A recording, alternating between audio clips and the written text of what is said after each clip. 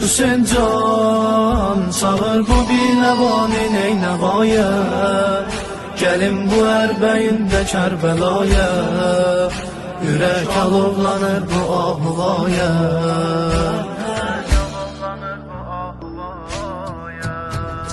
Hər gecələr zikr edərəm dildə ziyarətnamə, İsmin ilə verdim ağa eşqə şəhadətnamə.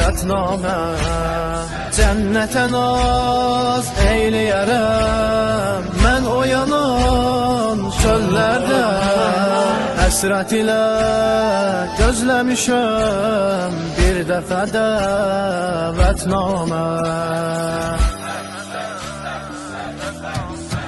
Gəlin mən piyadə altı qoşəli zərihə, səlam verim Mədinəli fəqihə, nəzər yetir bu tək qalan qəribə.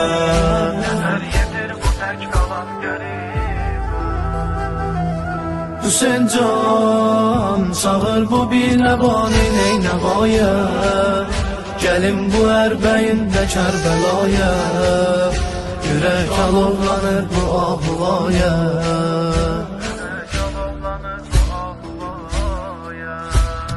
Başıma mən Qara Hüseyin bağlayaram çöllərdə, sinə vurub sinəmi mən bağlayaram çöllərdə.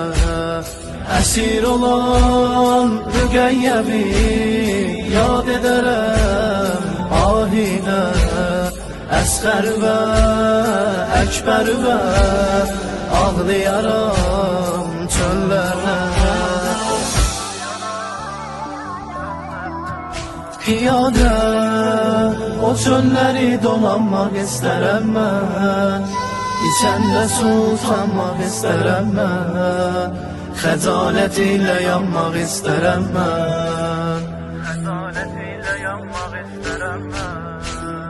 Hüseyin can hər ərbəyində ot düşər bu canə, ağam yazadımı o karivanə, tək istəyimdir səndən atizanə.